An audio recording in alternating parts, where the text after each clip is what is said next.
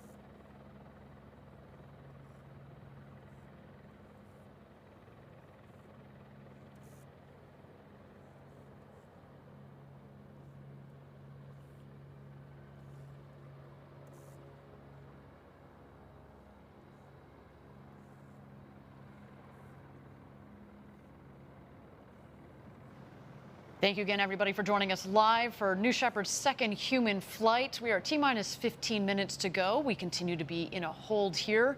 But as you can see there, the tower crew has descended the stairs of the tower. They have gotten back in their vehicles, and they are headed back to mission control. That indeed is a wonderful sign that we look forward towards this launch this morning.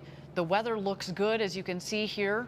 We are continuing to make sure that the rest of our teams are aligned, though. And again, if we need to take a couple of minutes as we prepare for this rocket launch, that is quite all right. We have talked about it extensively, Jackie, at the beginning of this show. Safety is number one. We want to make sure that everybody in that mission control, as well as on top of that rocket, is ready for flight today. And with that, everybody, we have cleared the hold. We are at T-minus 15 minutes to go. Now 14 minutes and 50 seconds. This is what rocket launches are about. It is really exciting, and I'm just happy to be sharing this moment with you, Jackie. I am too, and I'm also very happy to see continually smiling faces out of those capsule windows. That is great, great sign for today's flight. Yes, they are all ready to go, our 4 astronauts. Why don't we take a moment, Jackie, and talk through the flight profile for today's launch? That'd be great. So as you can see here in the flight profile, the New Shepard will lift off from Launch Site 1 here outside of Van Horn, Texas. Once New Shepard has lifted off, it'll approach that Kármán line, the 100-kilometer internationally recognized line of space. And at that point, our capsule with our crew will separate from that booster, and the capsule will continue on over that Kármán line into space. The capsule at this point full of crew who are unbuckled, floating around and getting their 3 to 4 minutes of microgravity. While they're having a great time, hopefully doing backflips, not forgetting to look out that window, the booster is headed back down to Earth. So those wedge fins at the top of the booster will be the first to deploy on its way back. And then as the booster continues down, we will put out those drag brakes. The booster is coming down hot at this point, very fast. Those drag brakes will significantly slow it down. As we approach the landing pad, that BE-3 engine will relight. It will hover, which we often are asked if that's CGI. It is real, that hover. And then the booster will softly touch down in the West Texas desert. The capsule, meanwhile, on its way back to Earth. The first thing to happen here is those drogue parachutes will deploy, slowing down that capsule, followed by the beautiful big main parachutes. And then just before that soft touchdown, we do fire some retro thrusters. They do kick up a bit of dirt out in West Texas, but that does ensure a very soft touchdown of about 1 to 2 miles per hour for our crew out there. It really is a soft landing back down here in the West Texas desert. And as a reminder, this is the standard flight profile. We are now in full customer operations, but we have tested this flight profile and vetted it across several flights over the last several years. We had 15 consecutive flights, remember, before we decided to put people on board. We wanted to make sure that we understood not just the vehicle in nominal conditions, but to really push the envelope and stretch the vehicle to make sure that it was a robust vehicle for our customers. And of course, you heard about how we think about safety and development throughout the culture, but also in the operations, manufacturing, et cetera, from Andrew Lake, who joined us on the show a little bit earlier. All right, with that, we are at T-minus 11 minutes and 50 seconds to go until launch. Our 4 astronauts are in the capsule, harnessed in. We see Audrey Powers on the left. You can't quite see it, but going clockwise, we have William Shatner, then Chris Bosshausen, and Glenn DeVries in the capsule, all ready to go for launch as we tick down here. Let's take a moment, continue to gaze at our beautiful rocket as she prepares for flight this morning.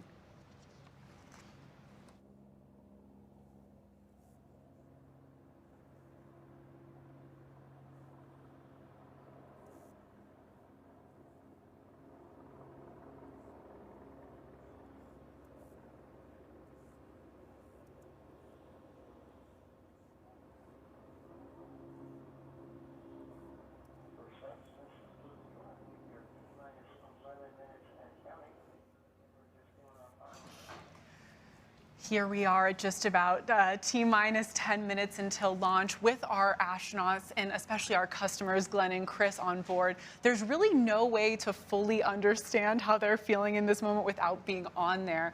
But we do know someone who has experienced this and can share a little bit about that. Our first customer, Oliver Damon, 18 years old, the youngest person ever to go to space. Let's hear it from him.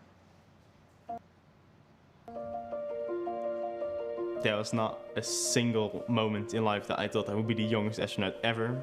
And to have been given this chance by Blue is so amazing. To meet the other astronauts and see everything is so cool. We'd like to run this one through at full speed. We're going up in that tomorrow. Yeah. Yes, we are. I think there was not a single nerve in my body that was like afraid. I think it's because of the track record of Blue.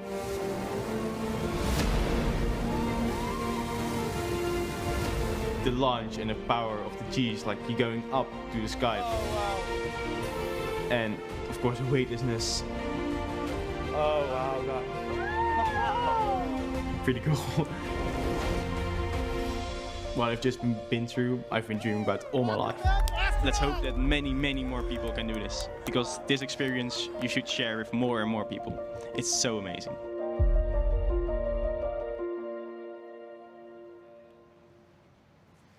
Just amazing. I'm so encouraged by this next generation. I actually did like the part where he said he's been waiting for this his whole life.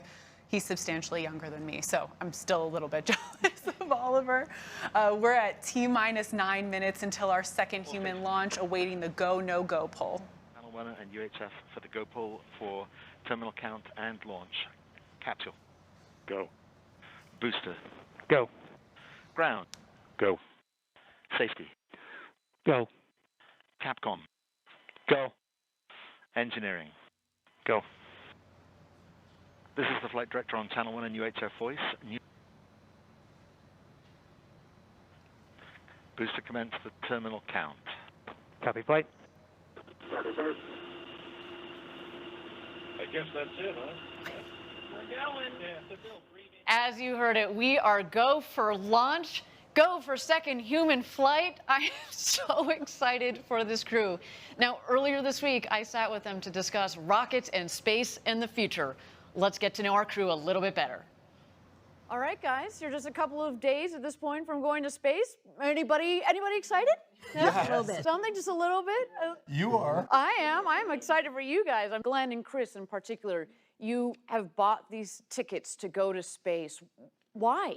Yeah, the ticket is for the view. The ticket is to really get that understanding of what it's like to see Earth from that perspective and feel like we're part of this tiny little planet and this little civilization that frankly has a lot of work to do to make Earth work better, to make it more sustainable. And I want to carry that feeling that we're going to get from that view back down with me and hopefully turn that into making the world a better place. And frankly, I think the world a better place. And frankly, I think being able to do that is something that can not just be great for those of us who have the privilege of being able to do this now, but will fuel this industry that will allow us to have as many people as possible on the planet see that, and everybody benefit from the things that are going to come out of space and space technology. Yeah, I mean, this is, for me, for personally a lifelong dream, but I realized that, space is opening up for everyone.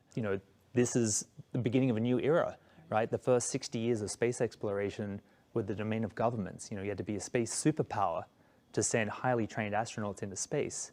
And Glenn and I are just regular citizens flying up.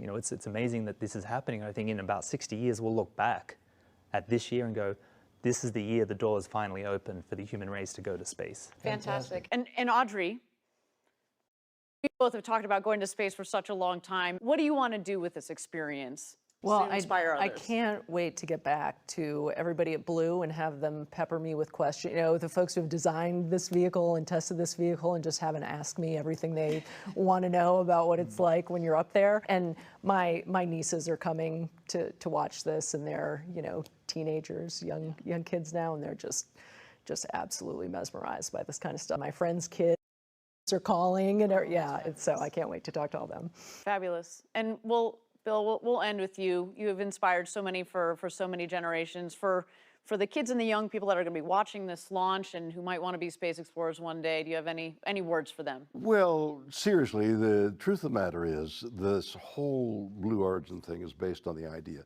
of building industry above the Earth and taking that pollution out of this planet, out of the immediate planet, and putting it up there. That's got to be the future of the Earth, and the Earth is dependent on that and the youth. So the two work hand in hand, and so it's very important that the young people of today know that that up there is the future, and to work up there is the future, and to work towards that for the improvement of the Earth. Fabulous. Well, thank you all for coming on this journey with us as Blue Origin, but thank you for inspiring others, and also as we go forward coming out of this, continuing this inspiration. So thanks, guys. Good luck. Godspeed. Wow, well, some great perspectives from a crew that's clearly more than ready to fly to space today. Well, we are just under T-minus 5 minutes until liftoff, so things are getting real. Things are getting really real. And what I really loved about that video is this crew gets it, right? Every single person on that rocket gets it, how important going to space is, of course, for the ability to have that incredible view and the incredible experience of being in zero G, but also to inspire others and understanding what the road to space is about and why we're trying to ultimately have millions of people living and working in space to make life better back here on Earth. And a big thing they all talked about that is truly so special is, everyone wants to know how those 3 minutes were in space, but they're excited about what comes after, and I think that's just something really, really special about this crew. Their focus on, like you said, inspiring others after this flight, long after this flight is over. Exactly. All right, so again, T-minus 3 minutes and 50 seconds to go until launch.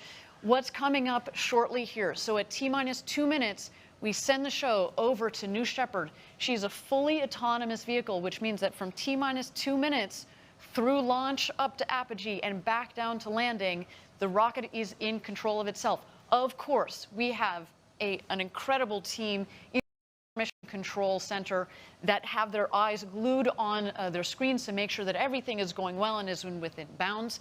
But we built the rocket to be autonomous for safety. Again, we think that while we've got some pretty smart people in that mission control, the rocket is in fact quicker and faster at controlling itself. So what we're going to see here shortly, the rocket is going to go through what we call the bit checks, the built-in tests.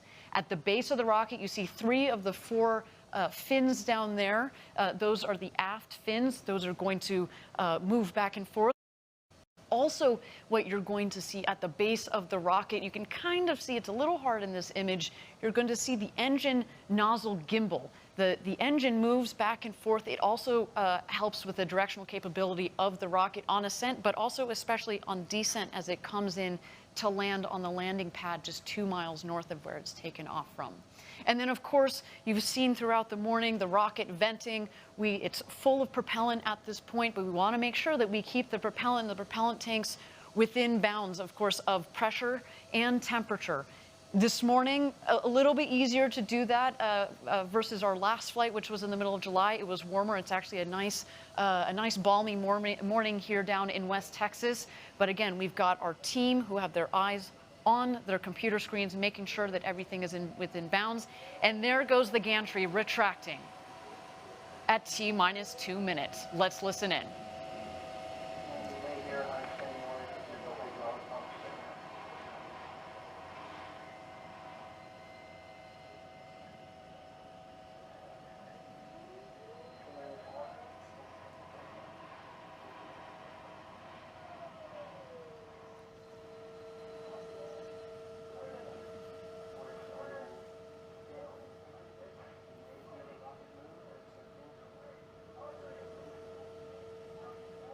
There go the aft fin checks at the base of the rocket. Our astronauts can feel that. They are sitting at the top of a 60-foot rocket, about 20 meters tall.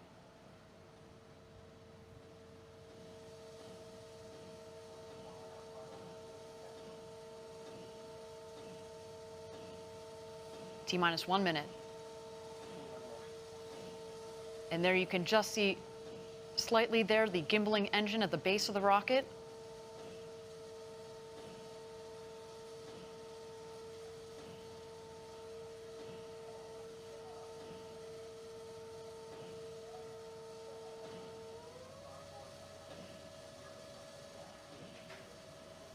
All right, everybody. Chris Blosshausen, Glenn DeVries, Audrey Powers, and William Shatner are about to go where very few humans have gone before. Ladies and gentlemen, it's time to launch this rocket. Godspeed, New Shepard.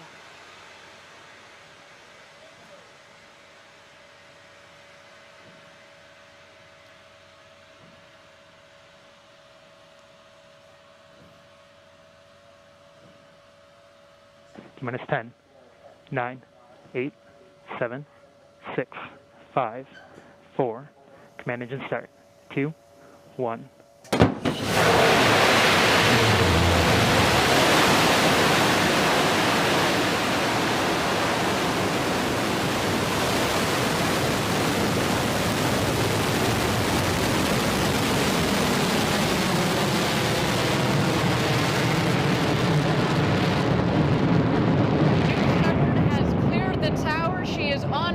space with the second human spaceflight crew.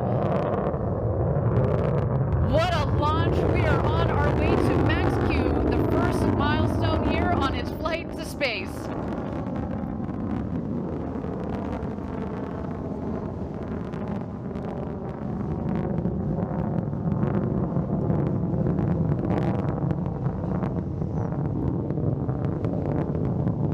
You can follow along, obviously, with the altimeter at the base of the screen, as well as the speedometer. They are gaining speed on their climb to space. We have confirmed max Q. This is when the aerodynamic stresses on the vehicle were at their maximum.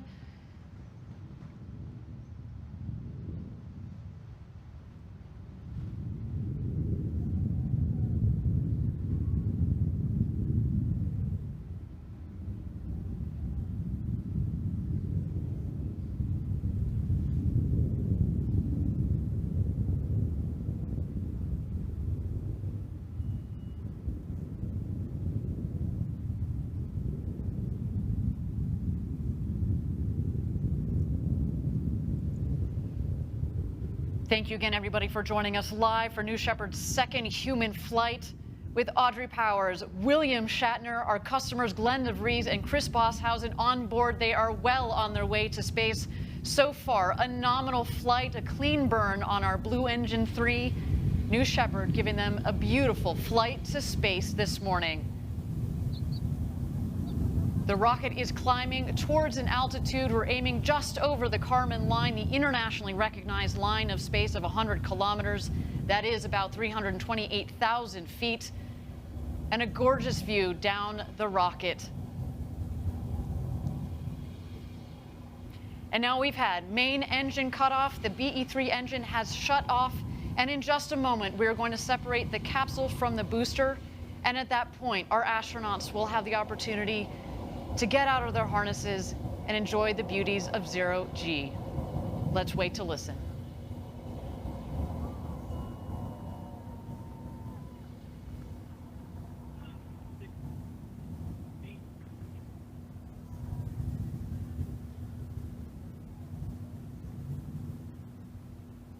And there you can see a clean separation between the capsule and the booster.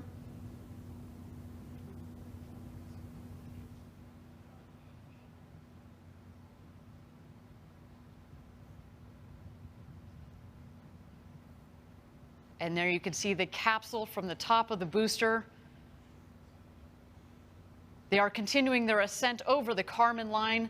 You'll know when they hit apogee, when the speed hits 0. And there they are, over 328,000 feet, over 100 kilometers. Welcome to space. The newest astronauts on board our crew capsule.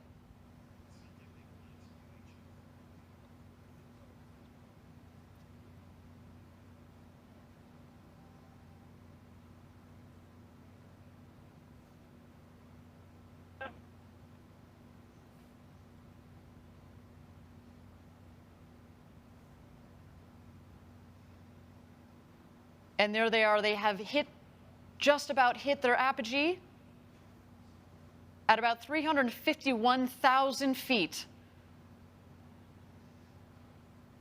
And while we don't have apogee, I can just imagine, Jackie, they are having the time of their lives.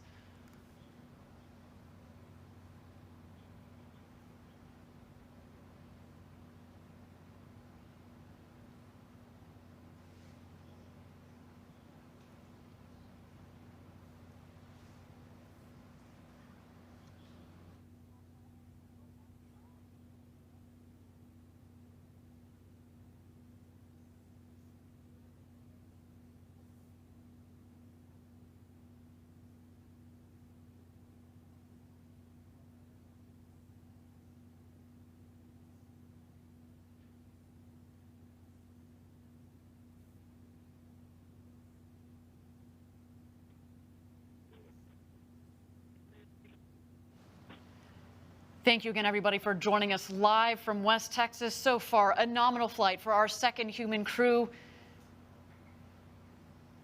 So exciting, Jackie, to have sent Captain Kirk himself, William Shatner, to space. I cannot wait to hear his commentary upon return, as well as our two customers, Chris Bosshausen from Australia, to all the fans tuning in from down under. A big shout out to you guys, as well as Glenn DeVries and our very own Audrey Powers. They are coming back home. The booster, of course, is going to beat the capsule back home. It is more aerodynamically shaped, of course, at the base of the capsule. It's kind of a blunt end, so it's less aerodynamic. What we're going to see coming up shortly is at the top of the rocket, we have the ring fin. There's some what we call the pie fins that extend from the ring fin, as well as the drag brakes. The pie fins, the wedge fins, help stabilize the vehicle, kind of like the feathers at the back of an arrow. And then you will also see the drag brakes. And as you mentioned, Jackie, it cuts the velocity dramatically. There you can see the wedge fins are out.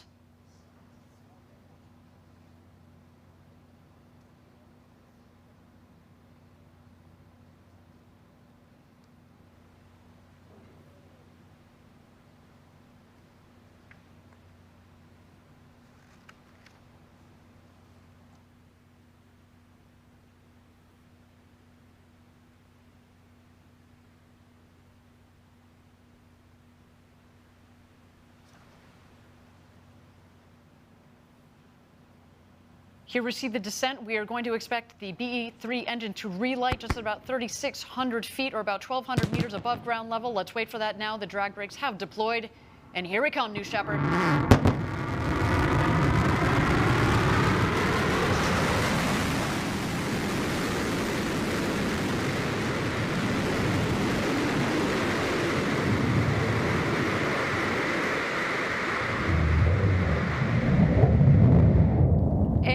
Touchdown. Welcome back, New Shepard. The fourth flight to space and back for that vehicle provided a beautiful flight to space for our second human crew.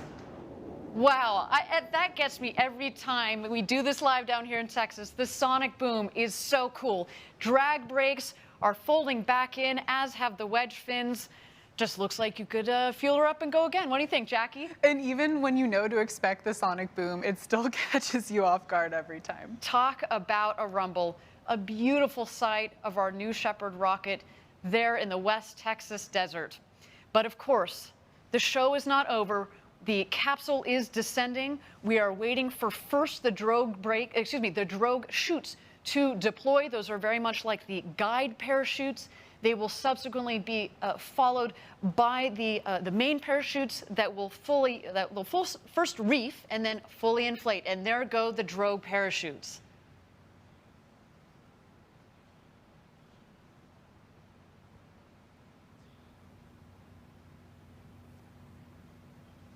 And here come the mains.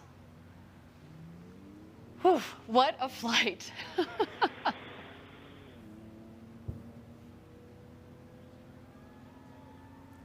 You can already start to hear the cheers from outside our stage here in West Texas.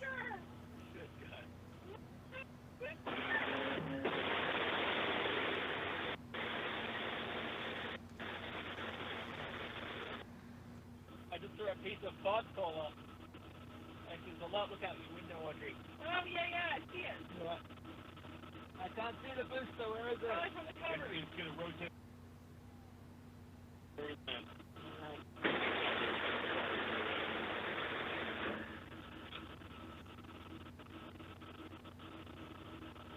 want to find that pod and take it home. How about that, guys? How about that, guys? That was unlike anything they described. All right, we got less than 1,000 feet. All right, raise. Head down.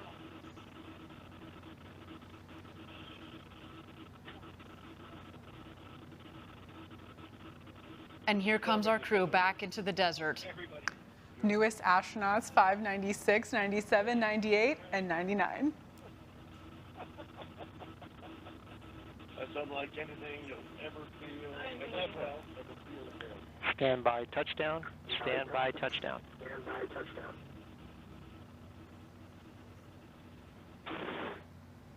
And capsule touchdown. Welcome back The newest astronauts, Audrey Powers, William Shatner, our customers, Glenn DeVries, and Chris Boshausen. What a day for you. Welcome back. I cannot wait to talk to them, Jackie, and just get what they experienced up there this morning. What a clean and beautiful flight from the rocket for our astronauts. What an absolutely stunning flight. And I also loved hearing that audio of them on their way back about how this experience was for them. And I can't wait to hear their stories. Well, you heard William Shatner say, this is like nothing I've ever experienced before. So coming from a man who in theory has experienced space who for has decades. gone warp speed and traveled the entire intergalactic universe. This was like nothing he's ever seen before. What a day for our astronauts. So now our team is preparing landing safety operations and recovery of our astronauts from the crew capsule. We'll be on the ground at the landing site to follow the action in just a bit, maybe even talk to the world's newest astronauts. Some absolutely breathtaking stuff. And I'll note that you're going to see the recovery team show up very shortly because we actually send them out before the capsule has landed, because through our modeling, we get by now we're very, very good at analyzing where the capsule is going to come down, given where we know. Very precise on that landing. Exactly, where the winds are. And so we're going to see the recovery team come out there, and of course they will also be joined by some of their friends and family to watch as they emerge from the capsule. Let's check out these beautiful shots of our 4 astronauts there in the Texas desert after having gone up over the Kármán line and back.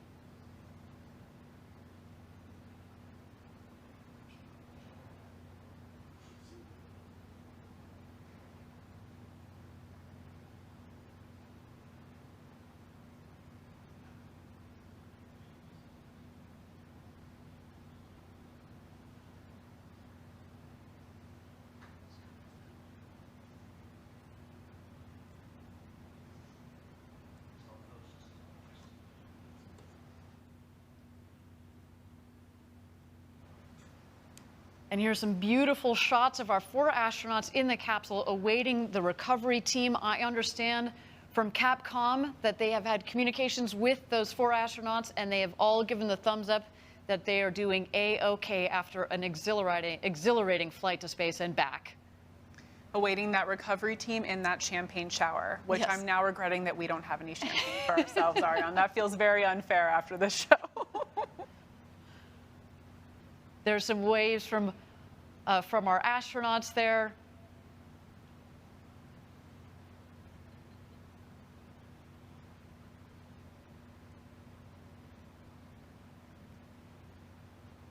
And there in the foreground, you see the capsule, the background, their ride to space, the New Shepard booster. Again, that booster has flown to space and back 4 times with this flight.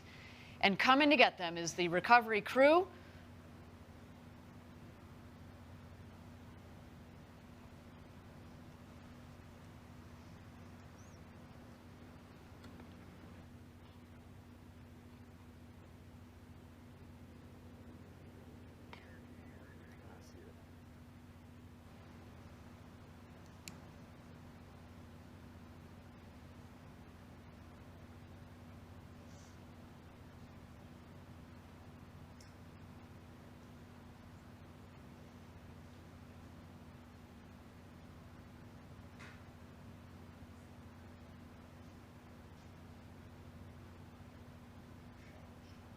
And Jackie, you can see there, again, beautiful shots of the capsule. The parachutes actually have fallen pretty close to the capsule itself, meaning that there isn't a lot of ground wind out there. We talked about this earlier in the show, and of course we had to delay a day because of the gusty winds that have been out there. But no, today has been a beautiful day for a launch and landing of a rocket, and launch and landing of 4 new astronauts. I know we were talking to Chris a couple days ago, and he actually flew that USB full of music from around the world to space. As you mentioned, he's a DJ. So, of course, we have our new astronauts. We have our Club for the Future postcards that have just returned from space.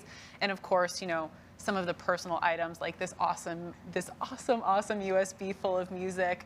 I wish we could be playing some of that right now. Well, you probably will soon. Actually, Yes. you know, as we mentioned, Chris Bosshausen has kind of a side gig as a DJ, DJ Crispy, and he actually released an album on Friday, and I can't wait to see what he does with that music. Some musicians on board too. Of course, William Shatner, everybody knows him as an actor. He also sings. I think that's one of the most beautiful things about what we're doing at Blue Origin. Again, opening the door to more people to go to space. Yes, the scientists, yes, the engineers, but now the artists, poets, singers, DJs, let's just see what they create coming out of this experience. We have said it before, going to space changes you. We've talked about the overview effect. And I can't wait to see how the stories that come out of, and the art that comes out of this. All right, we now have Sarah Knight going around the capsule, getting the thumbs up from each of our astronauts.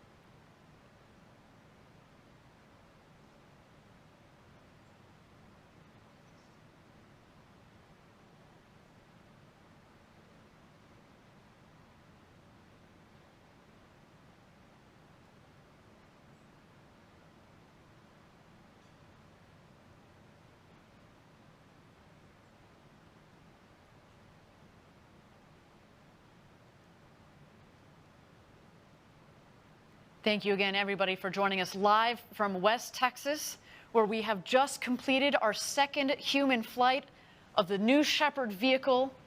Our crew on board, the great William Shatner, now who has become the oldest person to have ever flown to space at the ripe age of 90 years old, our very own Audrey Powers, as well as our two customers, Glenn DeVries and Chris Bosshausen. Our recovery crew is out there and is about to open the hatch.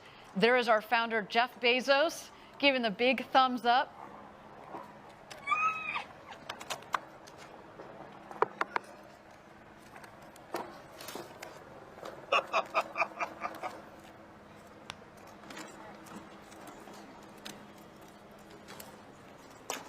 This looks like a familiar shot I remember seeing recently. Yes. I'm very happy birthday.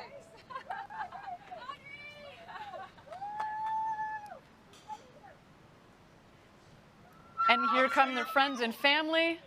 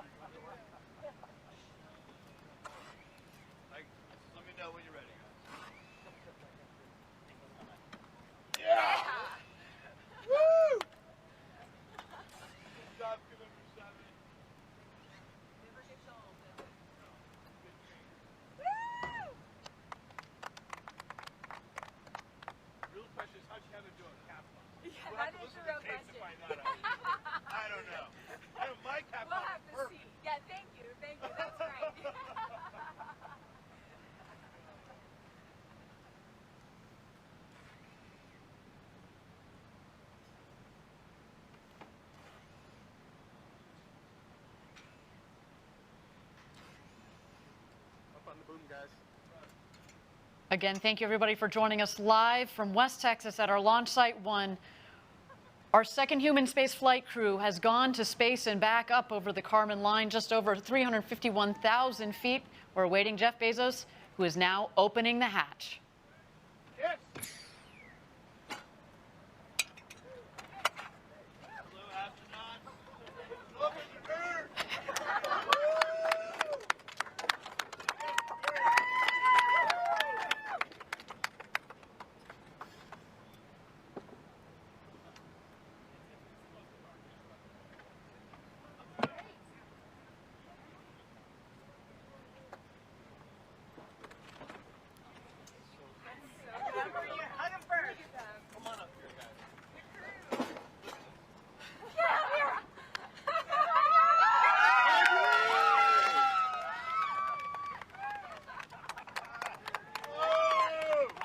There's Audrey Powers, a big hug from her sister. Captain Kirk himself, the great William Shatner.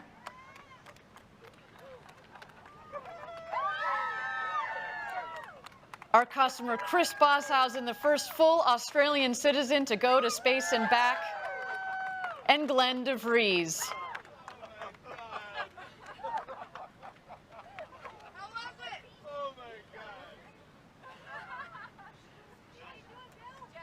Some big hugs from their loved ones. In a way, it's indescribable. In a way, it's indescribable. That's what I thought. You have to work on it. It's so hard to describe. You have to work on it because not only is it different than what you thought, it happens so quickly. You know what the impression I had that I never expected to have is you're shooting up and this new sky. Come here. I want one. I want to hear this. Here. You want a little of this? Hey.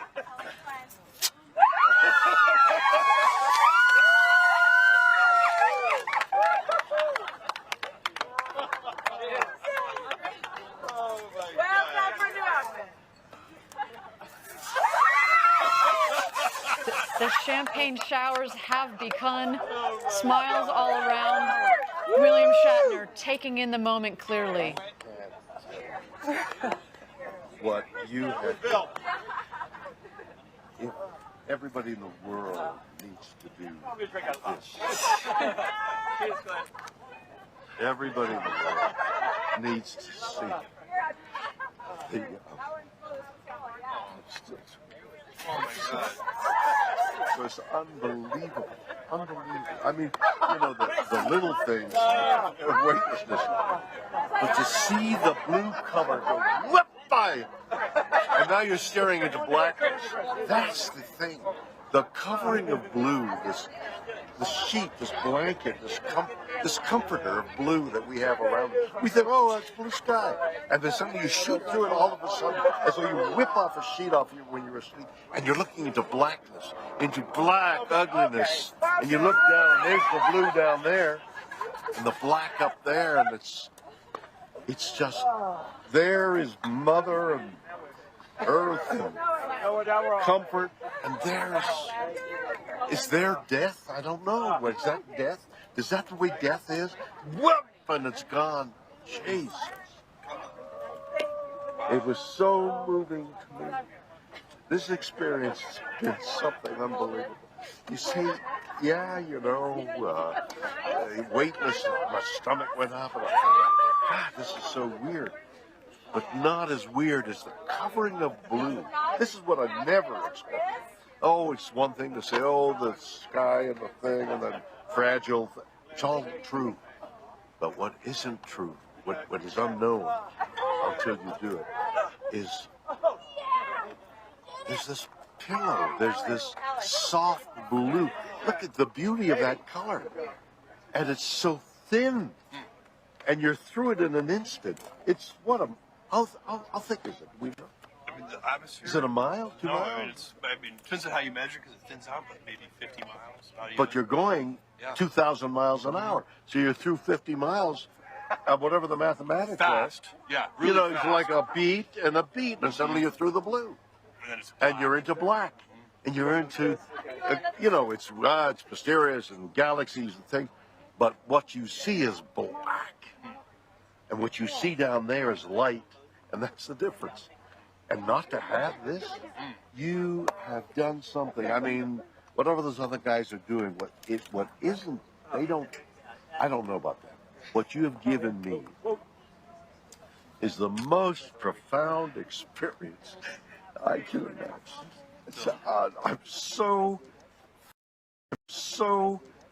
filled with emotion about what just happened. It's extraordinary, extraordinary. I hope I never recover from this. I hope that I can maintain what I feel now. I don't want to lose it. It's so much larger than me and life. And it hasn't got anything to do with the little green planet, the blue orb, it has nothing to do with that. It has to do with the enormity and the quickness and the suddenness of life and death. And oh my God. It's so beautiful. Beautiful, yes, beautiful in its way, but... No, I mean your words. Oh, my words. It's just amazing.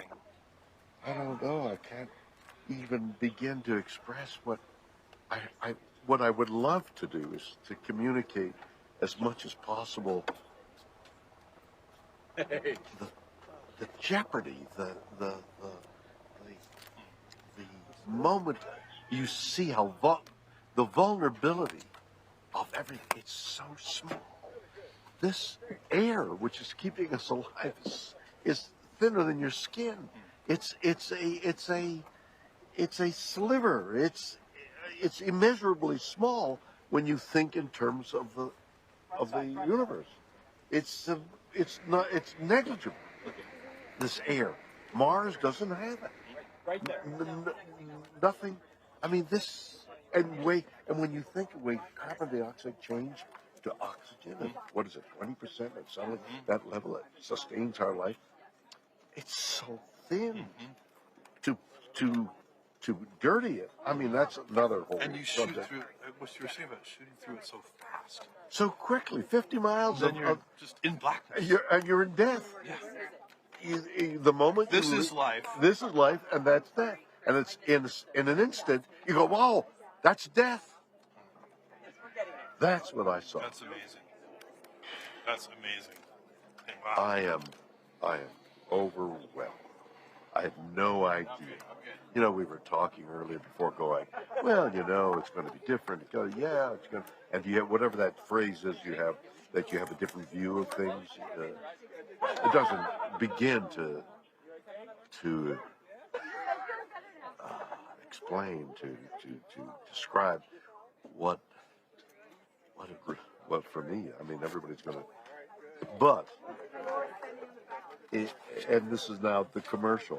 Everybody, it would be so important for everybody to have that experience through one means or another. I mean, maybe you could put it on 3D and wear the goggles and have that experience. I mean, that certainly is a technical possibility. But what you need also, we're lying there and I'm thinking, listen. One delay after another delay, we're lying there, and I think, how do I feel? And I'm thinking, I'm a little jittery here. And when they move the page, oh, there's something in the engine. They found an anomaly in the engine. They found an anomaly in the engine. We're going to hold a little longer. Oh, you're going to hold a little longer.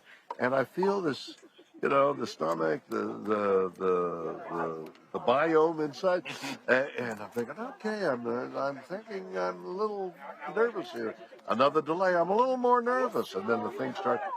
By the way, the simulation they have to be warned. It's only a simulation. Everything else is much more powerful. Doesn't capture the and besides which, the jeopardy. Bang! bang, this thing hits. You go, well, you know, that wasn't anything like the simulation. The G-force the is pulling your G-force skin and just back. stepping on it. What's going to happen to me? Yeah. Am I going to be able to survive the G-force? You feel that? Am I going to survive it? Yeah. And then I think, good Lord, that, you know, just getting up the bloody gantry was enough.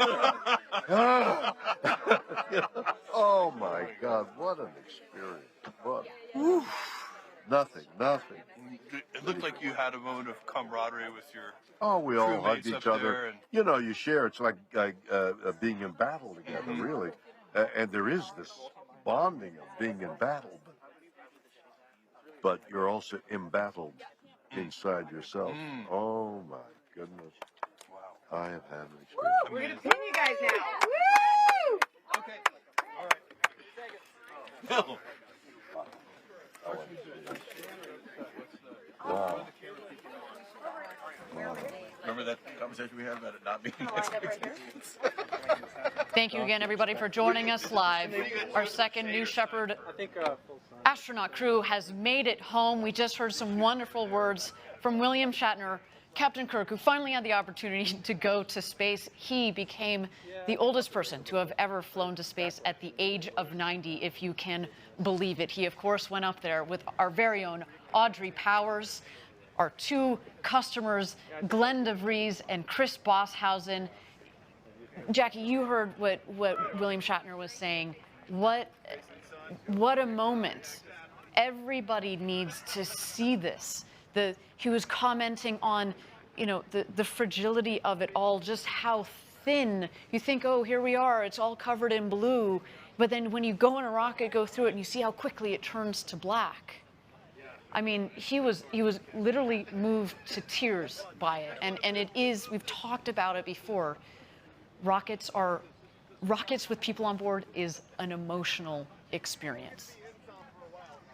And right now we're about to see our 4 newest astronauts be pinned with those astronaut wings. So let's check that out. How was your experience? It's going to take me a while to be able to You're gonna have to process that. It was incredible. It was the most incredible thing I've ever. I have the great honor pinning this on you. Not many people have been where you have. On the Thank other you. hand, if you speak now as this thing is fresh, well, only fresh, flooding, like Chris? Yeah. I have the great honor of pinning this on you. Back there. That one's for it. Welcome to a very small club. You did.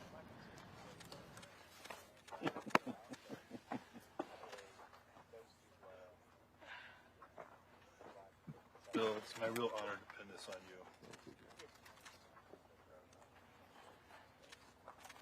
I'm very excited about your ability to communicate this. It's so important for so many people. Oops, this one bent. So am I. Do you have a spare one? I never wanted to tell We him. have a spare, don't worry. Oh, sorry, this is Audrey's. Oh, See, can we get a that's, spare one for Bill real quick? Or you think you can unbend that? I was gonna try. That's all right, guys. No, we'll get it. Let's pretend I didn't. Wow, do it. good job. Look at her. Perfect. Did she Seven. unbend it? She did. Clutch. This is the hardest part of the mission. All right. Thank Bill, you. you're amazing. You're an amazing person.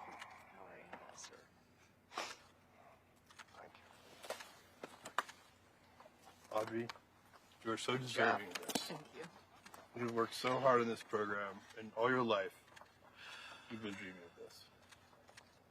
Isn't that true? What a gift. Sorry, these things are tricky. I can see. I have more sympathy for Jeff Ashby now. Poor guy. He had to do it in front of a big crowd. It's just that the Nomex is very tough. Oh, that's true. It's like really fights you. There we go. I heard it. I heard it. That's snap. Congratulations. Thanks so much. Okay, guys, we have 4 astronauts before you.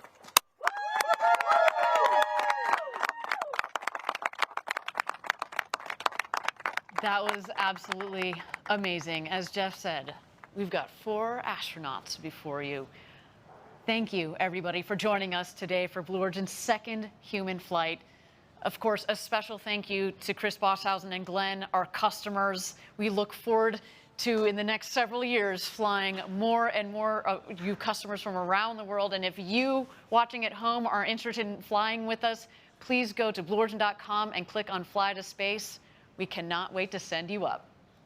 Jackie, thank you so much for spending this time this morning on the desk with you. It was so much fun. Thank you, Ariane. It was an incredible day, and I cannot wait to hear the stories from these astronauts, especially Audrey. I'm so excited to see her, give her a big hug, and hear how her experience was. Absolutely, and we already heard from William Shatner and how he's still trying to find his words, and certainly Glenn and Chris, who have vowed as well to share the story with the rest of the world. Cannot wait to hear that. Everybody, the road to space is being built. You're seeing it right here. We took a big step today. And if you are interested in joining our extraordinary team, please visit our website. Yes, please join us. From 2 people who have been at Blue Origin for quite a long time, please come join us. And if you'd like to commemorate the day Captain Kirk flew to space, we of course have mission patches. Here you see it on the screen, apparel and other collectible gear in the Blue Origin shop. Everybody, my name is Ariane Cornell. For Jackie Cortez and everybody here at Blue Origin, thank you for joining us. And until our next launch, Gradatum Ferociter.